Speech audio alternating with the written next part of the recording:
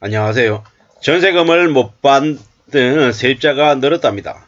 전년 대비 5배가 늘었고 전월 대비해서도 4.2배가 증가했답니다. 전세 가격이 하락하면서 생긴 일이 아닐까 라는 생각이 듭니다.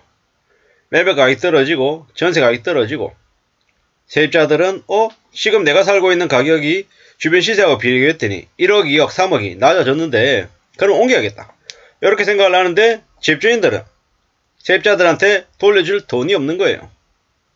마치 전세금을 자기 돈인 것처럼 그동안에 계속 생각해 왔던 거죠.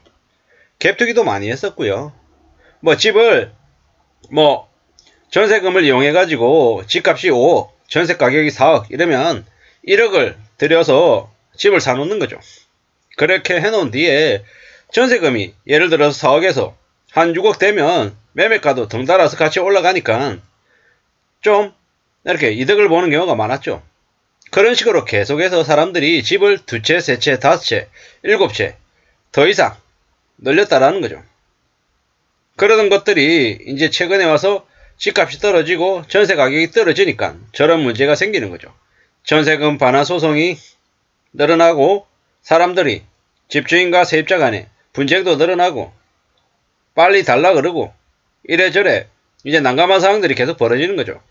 게다가 되게 황당한 거는 그 전세금을 주고 살고 있는 전세입자들도 그 전세금이 상당수가 자기 돈이 아니라 전세자금 대출을 받아서 이자를 내면서 쓰는 빚이라는 거죠. 집주인은 집주인대로, 세입자는 세입자대로 상당수의 돈이 전부 다 은행에서 빌려온 돈들이다 라고 생각하면 그 문제는 더 커진다라는 거죠. 어이가 없는 거죠. 집 하나를 가지고 집주인은 세입자의 전세금을 가지고 집을 샀고 세입자는 또 은행에서 돈을 빌려서 그 집의 전세금을 메웠고 사실상 이게 그냥 빚더미로 만든 소유권이고 전세권인 거죠. 이런 식으로 이전 정부에서 이제 집값을 떠받들었단 말입니다. 근데 이제 그것조차도 지금은 이제 유효하지 않게 돼버린 겁니다. 시중금리는 시중금리대로 계속 올라가고 있고요. 2월 23일날 3.5% 기준금리 동결했지만 그렇다고 하더라도 금리가 시중금리가 계속해서 올라가는 건 당연한 얘기죠. 그런데 일각에서는 아직도 뭐라 그러냐면 2023년 지금이 집을 살 적기다 라고 생각하는 사람들도 있더랍니다. 그리고 이제 한국은행이 더 이상 기준금리를 못 올린다. 올려봤자 킥 해봤자 한 번, 두 번 올리고 끝낸다. 이렇게 얘기하면서 3.75다 4.0이다. 그렇기 때문에 시중금리가 더 이상 올라갈 여지는 없다. 이렇게 얘기하는 일도 많습니다. 정신 차려야 됩니다. 시중금리는 앞으로 미친듯이 계속 오를 겁니다. 2023년 연말이 되면 시중금리가 지금의 5에서 8% 사이가 구간이 8에서 11%, 12%가 될 수 있음을 잊지 말아야 되겠습니다. 절대 그런 일 없다. 그렇게 되면 나라 망한다. 그러니까 그런 일 안 일어나니까 걱정 말고 집 사라. 이렇게 얘기하는 놈들의 말을 믿어야 된다, 믿지 말아야 된다? 믿지 말아야 된다. 그리고 무슨 일이든 간에 항상 최악을 염두에 두고 대비하는 게 좋다라는 겁니다. 제가 드리는 말씀이 엉터리일 수도 있고 실현이 안 될 수도 있습니다. 하지만 어떻게 지내는 게 좋습니까?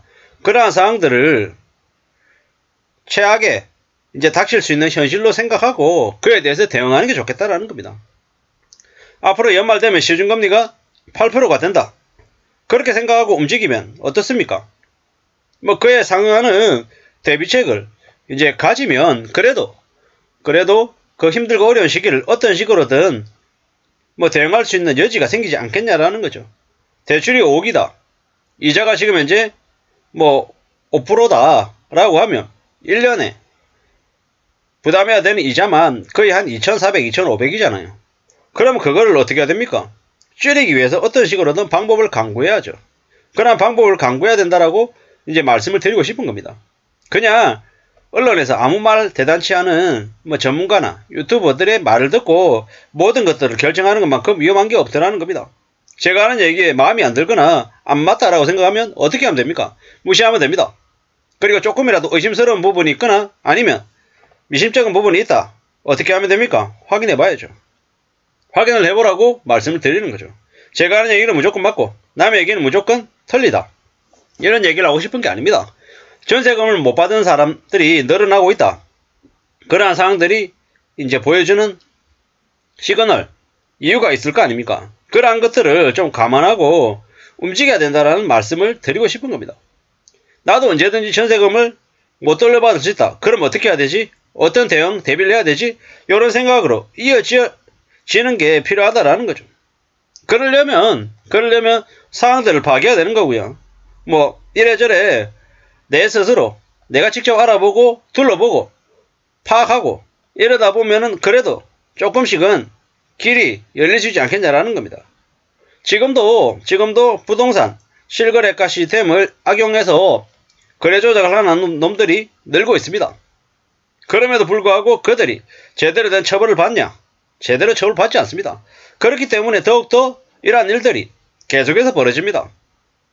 나라 자체가 국민들을 상대로 못 믿고 의심하고 확인하게 만들고 있다는 겁니다.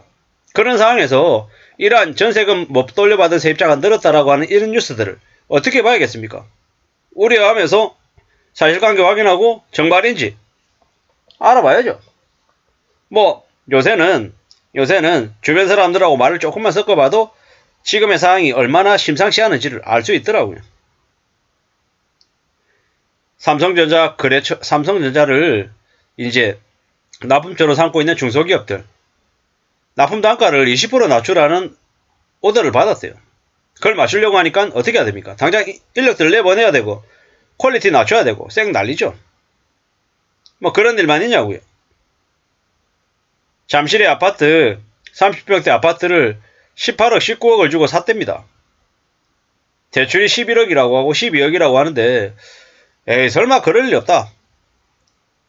누가 그렇게 쉽게 얘기할 수 있냐라는 거죠. 되게 무섭고 우려스러운 건 뭐냐면 지난 몇 년 동안 빚을 너무 많이 졌더라는 겁니다. 생각보다 많은 사람들이 빚을 졌습니다. 그 빚을 진 사람들이 부채를 어떻게 감당할까? 과연 감당할 수 있는 걸까? 나중에 시간이 지나면 그냥 쓰러지는 게 아닐까? 라는 걱정, 우려, 염려가 분명히 됩니다. 그리고 그건 그냥 그렇게 무리하게 대출을 받아서 집 산 사람, 그 소수로 그냥 끝나는 게 아니라 그로 인해서 우리 주변에 미치는 여파는 크다라는 겁니다. 뭐 관련되어 있는 세입자도 있을 것이고 은행 금융권도 있을 것이고 뭐 여러 부분으로 그 영향이 여파가 미칠 거다라는 겁니다. 그러다 보면 어떻게 되겠습니까? 언제든지 삶이 뒤흔들릴 수 있고 또 생각지도 못한 범죄나 사건 사고들도 생길 수 있다는 겁니다. 부동산 시장의 저 급락이 우리에게 미칠 영향에 대해서 한번 생각해 봤습니다. 아무쪼록 자기의 전세금을 잘 이렇게 보호하기 위해서 그 전세보증제도 꼭 가입하고 최대한 안전하게 전세가율을 잘 확인하고 공인중개사 하는 말도 무조건 믿어서는 안 되겠으며 확인 또 확인하는 자세를 가져야 될 것 같습니다. 이상입니다.